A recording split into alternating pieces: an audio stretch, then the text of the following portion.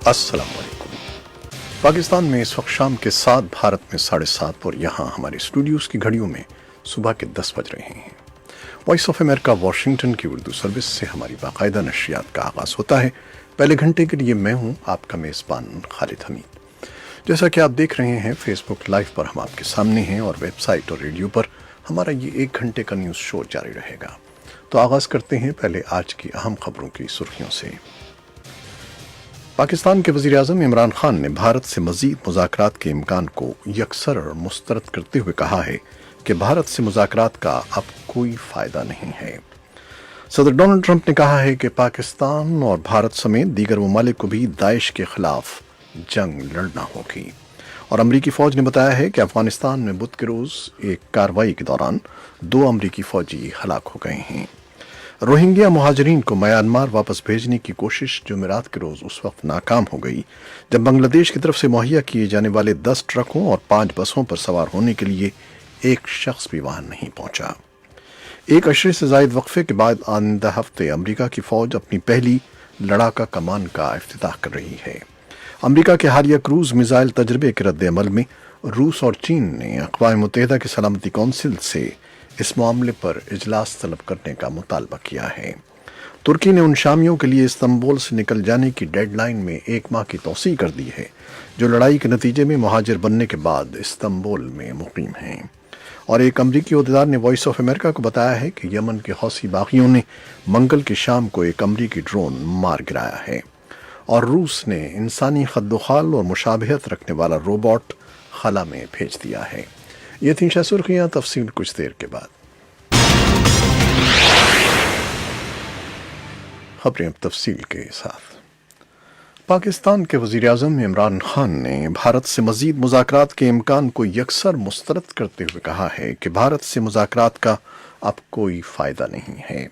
बुध को अमरीकी अखबार न्यूयॉर्क टाइम्स को दिए गए एक इंटरव्यू में इमरान खान ने कहा है कि पाकिस्तान और भारत एटमी ताकत हैं और इस वक्त दोनों एक दूसरे की आंखों में आंखें डालकर खड़े हैं। उन्होंने कहा कि खित्ते का माहौल कशीदा है और ऐसे में कुछ भी हो सकता है।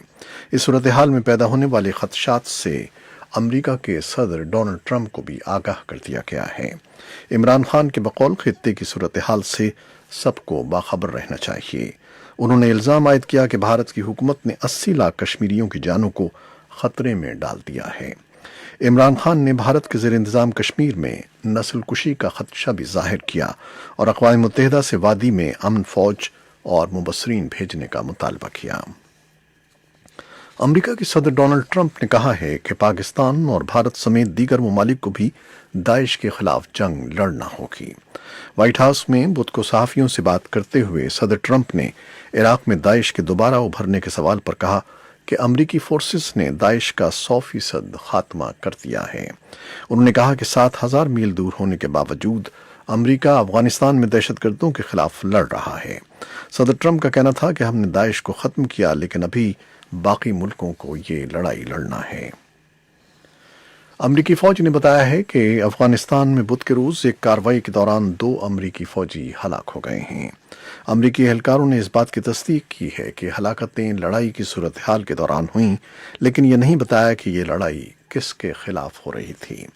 अफगानिस्तान में रेजोल्यूट सपोर्ट मिशन के एक एहलकार ने वॉइस ऑफ अमेरिका को बताया कि तफ्तीश का अमल जारी है। रोहिंग्या मुहाजिरीन को म्यांमार वापस भेजने की कोशिश जुमेरात के रोज़ उस वक्त नाकाम हो गई जब बांग्लादेश की तरफ से मुहैया किए जाने वाले 10 ट्रकों और 5 बसों पर सवार होने के लिए एक शख्स भी वहां नहीं पहुंचा। 7,40,000 मुसलमान अक़लियती अरकान जो सन 2017 में म्यांमार की फ़ौज के जुल्म सितम से भागकर यहाँ पनागुज़ीन हुए थे, वापसी से इनकार कर रहे हैं और अपनी हिफाजत की ज़मानत और ये वादा चाहते हैं कि उन्हें म्यांमार में कम से कम शहरियत दी जाए। रोहिंग्या के लीडर नौसीमा ने कहा कि म्यांमार हुकूमत ने हमारी आबरू रेजी की और हमें हलाक किया, इसलिए हम सिक्योरिटी चाहते हैं और बगैर सिक्योरिटी के हम कभी लौट कर नहीं जाएंगे। 1 अशरे से ज़ायद वक्फे के बाद आइंदा हफ्ते अमरीका की फ़ौज अपनी पहली लड़ाका कमान का इफ्तिताह कर रही है। नायब सदर माइक पेंस और पेंटागन के एहलकारों ने मंगल के रोज़ नेशनल स्पेस काउंसिल को बताया کہ یو ایس اسپیس کمان 29 اگست سے کام کرنا شروع کر دے گی۔ سال سن 2009 جب امریکی سائبر کمان کا قیام عمل میں آیا تھا، امریکی فوج نے کوئی مزید کمان تشکیل نہیں دی ہے۔ محکمہ دفاع کے پاس اس وقت 10 لڑاکا کمانیں موجود ہیں، جس کا ذمہ جغرافیائی حدود یا کسی خاص مشن پر محیط فوجی آپریشنز سر انجام دینا ہے۔ امریکی سینٹ ان کمان کے پہلے سربراہ کے طور پر air force general John Raymond کی نامزدگی کی توثیق کر دی ہے۔ امریکہ کے حالیہ کروز میزائل تجربے کے رد عمل میں روس اور چین نے اقوام متحدہ کی سلامتی کونسل سے اس معاملے پر اجلاس طلب کرنے کا مطالبہ کیا ہے۔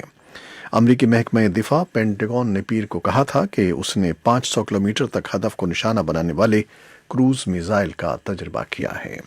یہ تجربہ امریکہ کے intermediate range nuclear forces INF کے معاہدے سے باہر نکلنے کے بعد کیا گیا پہلا تجربہ ہے۔ خبر رساں ادارے رائٹرز کے مطابق ماسکو اور بیجنگ نے ایجنڈا آئٹم بین الاقوامی امن و سلامتی کو لاحق خطرات کے تحت معاملے پر غور کے لیے سلامتی کونسل کا اجلاس طلب کرنے کی درخواست کی ہے۔ ترکی نے ان شامیوں کے لیے استنبول سے نکل جانے کی ڈیڈ لائن میں 1 ماہ کی توسیع کر دی ہے، جو لڑائی کے نتیجے میں مہاجر بننے کے بعد استنبول میں مقیم ہیں۔ انہیں کہا گیا ہے کہ وہ دیگر صوبوں، خاص طور پر جنوب کی جانب واپس چلے جائیں۔ جنوب وہ علاقہ ہے جہاں سیاسی پناہ کے لیے ان کی پہلی بار رجسٹریشن کی گئی تھی۔ ایک اندازے کے مطابق رہائشی کارڈوں کے بغیر 5 لاکھ سے زائد شامی اس وقت ترکی کے سب سے بڑے شہر میں مقیم ہیں۔ انہیں کسی دوسرے مقام کی جانب منتقل کیا جا سکتا ہے یا پھر لڑائی میں الجھے وطن واپس بھیجنے کا خدشہ لاحق ہے۔ اکتوبر 30 کی نئی ڈیڈ لائن کے باوجود مہاجرین اور انسانی حقوق کے گروپوں کو یہ خدشہ ہے کہ انہیں حراست میں لیا جا سکتا ہے اور وطن واپس بھیجا جا سکتا ہے۔ استنبول میں رہنے کی اجازت نہ ہونے والے شامی 20 اگست تک دیگر صوبوں کی طرف واپس جا سکتے ہیں۔ ایک امریکی عہدیدار نے وائس آف امریکہ کو بتایا ہے کہ یمن کے حوثی باغیوں نے منگل کی شام کو ایک امریکی ڈرون طیارہ مار گرایا ہے۔ عہدیدار نے، جس نے اپنا نام پوشیدہ رکھنے کی درخواست کی، بتایا ہے کہ اگرچہ ڈرون گرانے والے حوثی تھے، لیکن انہیں یہ صلاحیت ایران نے دی تھی۔ رپورٹس میں بتایا گیا ہے کہ ڈرون گرانے کے لیے زمین سے فضا میں مار کرنے والا میزائل استعمال کیا گیا۔ ڈرون گرانے کا تازہ ترین واقعہ ایک ایسے موقع پر پیش آیا ہے جب امریکہ اور ایران کے درمیان کشیدگی میں اضافہ ہو رہا ہے، اور مشرق وسطی کے لیے امریکی سینٹرل کمانڈ کے سربراہ جنرل کینتھ فرینک میکنزی تجارتی بحری راستوں کے تحفظ کے لیے ایک اتحادی فورس بنانے کے لیے علاقے میں موجود ہیں۔ بحرین، آسٹریلیا، برطانیہ اور امریکہ سمندری راستوں کے تحفظ کے لیے قائم کی جانے والی فورس میں شامل ہو چکے ہیں۔